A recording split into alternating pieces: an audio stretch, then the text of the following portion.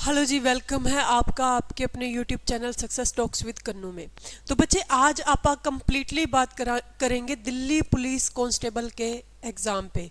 आप लोगों को पता है कि दिल्ली पुलिस कांस्टेबल की एग्ज़ाम डेट जो है वो अनाउंस हो चुकी है, यानी कि 14 नवंबर से आपका जो है एग्ज़ाम ऐसा बोला जा रहा है कि शुरू हो जाएगा। ठीक है, और ये एग्ज़ाम जो है ये प्रॉपरली दिसंबर तक एग्ज़ाम जो है वो चलेगा। अब पेपर में क्या कुछ आ सकता है, पीछे किस चीज़ की वेटेज ज़्यादा रही है, वो चीज़ें भी आप बात करेंगे। तो अभी भी आपके पास में चाहे 1 मंथ भी कंप्लीट नहीं बचा, लेकिन अभी से भी अगर आप पहले किसी एग्ज़ाम की तैयारी कर रहे हैं और आपने दिल्ली पुलिस कांस्टेबल का एग्ज़ाम फिल कर रखा है और आप इन बचे हुए दिनों में भी प्रॉपर तरीके से तैयारी करते हैं, तो आप एक अच्छे नंबर लेकर दिल्ली पुलिस कांस्टेबल में ज्वाइन कर सकते हैं, क्योंकि वैकेंसीज बहुत अच्छी हैं।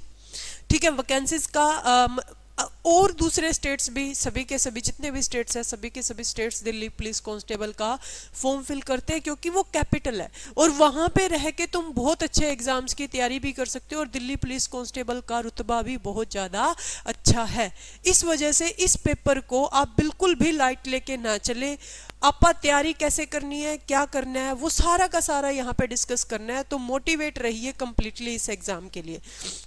तो सबसे पहले हम बात करते हैं सबसे बड़े पोर्शन की, और सबसे बड़ा पोर्शन है जी जनरल अवेयरनेस का। जैसे कि आप लोगों को पता है जीके जीएस जो है वो कितने मार्क्स की आएगी, 50 मार्क्स की आएगी।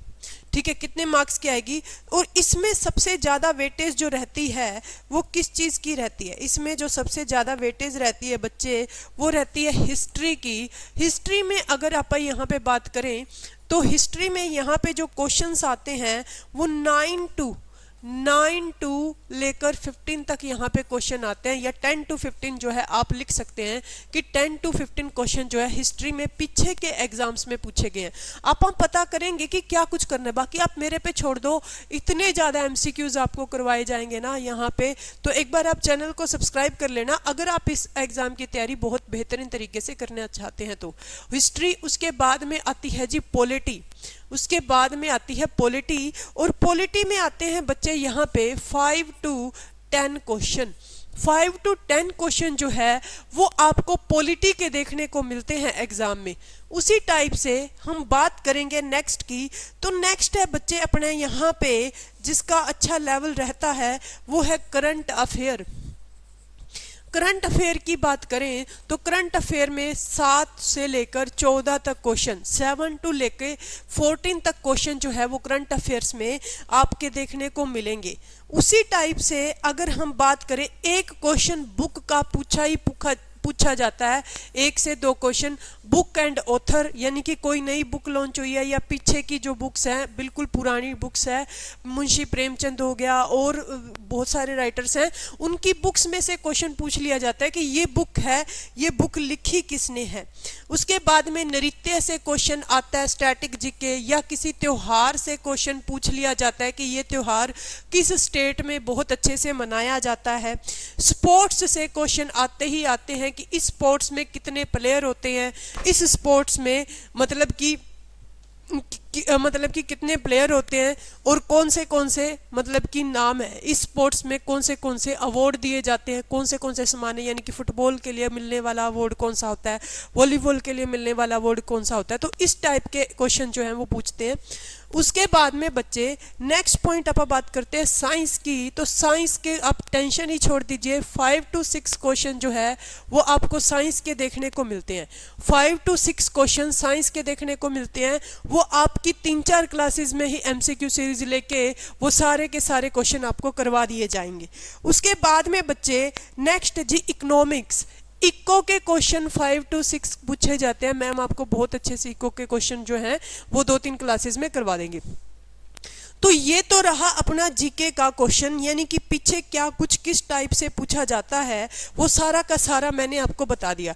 यानी कि हिस्ट्री जो है, हिस्ट्री के एमसीक्यू दबा के करने हैं। अगर आप सेल्फ स्टडी करना चाहते हो तो एसएससी के जितने भी प्रीवियस ईयर के हिस्ट्री और इनके क्वेश्चंस हैं वो कर लीजिए, लेकिन आप बहुत अच्छे से दिल्ली पुलिस कांस्टेबल को जितने भी दिन बचे हुए हैं उन दिनों में आप टारगेट करके चलेंगे। तो इस वजह से आपने क्लास को मिस नहीं करना करना 1% भी, तो जितना हो सके ये जीएस का पोर्शन जो है वो आपने कवर करना है। यानी 50 आउट ऑफ 50 का टारगेट तो नहीं, लेकिन आप 40 प्लस क्वेश्चन अच्छे से ठीक कर सकते हैं, क्योंकि इतनी आसान जीएस जो है वो आपको यहाँ पे देखने को मिलती है। ठीक है, तो उसी टाइप से आप अनदर सब्जेक्ट की बात करते हैं, और उससे बाद में जो अपना सब्जेक्ट है बच्चे वो है कंप्यूटर। कंप्यूटर में कहाँ से क्वेश्चन आते हैं। सबसे पहली बात तो आपको एक बात बताऊं, बेसिक कंप्यूटर जैसे हो गया, input output unit, computer architecture की वीडियो जैसे मैंने डाली थी, कंप्यूटर हिस्ट्री हो गया, पहला इलेक्ट्रॉनिक कंप्यूटर कौन सा था, पहली लैंग्वेज कौन सी थी, या फुल फॉर्म, 2 से 3 क्वेश्चन तो इसी में से पूछ लेते हैं, बेसिक कंप्यूटर में से ही। ठीक है, 2 से 3 क्वेश्चन तो बेसिक कंप्यूटर में से ही पूछ लिए जाते हैं। उसके बाद में MS एक्सेल की कौन सा फॉर्मूला लगेगा, 2 से 3 क्वेश्चन यहां से पूछे जाते हैं। MS पावर पॉइंट और MS वर्ड, और यहां से 2 से 3 क्वेश्चन यहां से पूछे जाते हैं। ठीक है, क्लियर है उतनी बातें। फुल फॉर्म जो है, फुल फॉर्म एक क्वेश्चन फुल फॉर्म से पूछा ही जाएगा आपके एग्जाम में। उसी टाइप से शॉर्टकट कीज जो है वहां से एक क्वेश्चन पूछा जाएगा। ये देखो मैंने पूरा कंप्लीट बना रखा है अपने फोन में, क्या क्या स्ट्रक्चर है वहीं से देख के बता रहे हैं। वेब ब्राउजर हो गया, वेब ब्राउजर में एक क्वेश्चन लगा लीजिए, क्वेश्चन पूछ लिया जाता है। सर्च इंजन हो गया, यहाँ से एक क्वेश्चन पूछ लिया जाता है। उसी टाइप से बच्चे यहाँ पे अगर मैं और बात करूं कि लैंग्वेजेस जैसे कि सी लैंग्वेज, C++ लैंग्वेज, जावा, इनकी एक्सटेंशन क्या है, यानी कि जब आप फाइल को सेव करेंगे तो वो फाइल जो है उसके पीछे क्या लगेगा। ठीक है, .c.cc, इस टाइप से कंप्यूटर में फुल फॉर्म की एक्सटेंशन से क्वेश्चन पूछ लिए जाते हैं। उसी टाइप से इंटरनेट से क्वेश्चन बन जाता है, तो ये सारे के सारे क्वेश्चन मेरी गारंटी है 10 आउट ऑफ 10 क्वेश्चन जो है वो आप कंप्यूटर में लेके आएंगे। बस आप मेरे साथ जुटे रहना प्रैक्टिस में, क्लियर है इतनी बातें। उसके बाद चलते हैं नेक्स्ट पॉइंट पे। नेक्स्ट पॉइंट है बच्चे आपका जो नेक्स्ट सब्जेक्ट है वो है मैथ में जैसे कि आपको पता है कि 15 क्वेश्चन आपने करने हैं, तो कुछ एक ऐसे चैप्टर्स हैं जिनमें से हमेशा कुछ क्वेश्चन पूछे ही जाते हैं। वो चैप्टर हैं बच्चे सारे के सारे अरिथमेटिक के। किसके? अरिथमेटिक के। जैसे कि टाइम एंड वर्क में से क्वेश्चन आएगा ही आएगा, टाइम एंड वर्क में से क्वेश्चन बनता ही बनता है, 1 या 2 क्वेश्चन टाइम एंड वर्क में से। उसी टाइप से मेंसुरेशन में से, मेंसुरेशन एक ऐसा चैप्टर है जहां पे एक क्वेश्चन तो आएगा ही आएगा, वहीं 3 क्वेश्चन भी आपसे पूछे जा सकते हैं। जैसे कि स्फीयर के बारे में पूछ लिया, ठीक है, सर्कल के बारे में पूछ लिया, ट्रायंगल के बारे में पूछ लिया। तो ये मेंसुरेशन एक ऐसा चैप्टर है जहां से एग्जाम में क्वेश्चन बनते ही बनते हैं। उसके बाद में रेशियो एंड प्रपोर्शन की अगर हम बात करें तो यहाँ से एक क्वेश्चन बनेगा ही बनेगा। रेशियो एंड प्रपोर्शन की बात करें तो यहाँ से एक क्वेश्चन बनेगा ही बनेगा। उसके बाद में नेक्स्ट है जी एवरेज की अगर हम बात करें तो एवरेज से एक क्वेश्चन लगा लीजिए। सिंप्लीफिकेशन से 1 या 2 क्वेश्चन, एक क्वेश्चन तो बनेगा ही बनेगा, 2 भी बन सकते हैं। परसेंटेज की अगर हम बात करें तो परसेंटेज की अगर हम बात करें तो 2 क्वेश्चन परसेंटेज से 2 क्वेश्चन।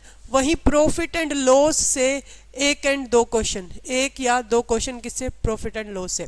तो ये वो चैप्टर हैं जहां से पेपर में क्वेश्चन बनते ही बनते हैं। वहां 1 क्वेश्चन या 2 क्वेश्चन जो आपको देखने को मिलते हैं वो नंबर सिस्टम से देखने को मिलते हैं।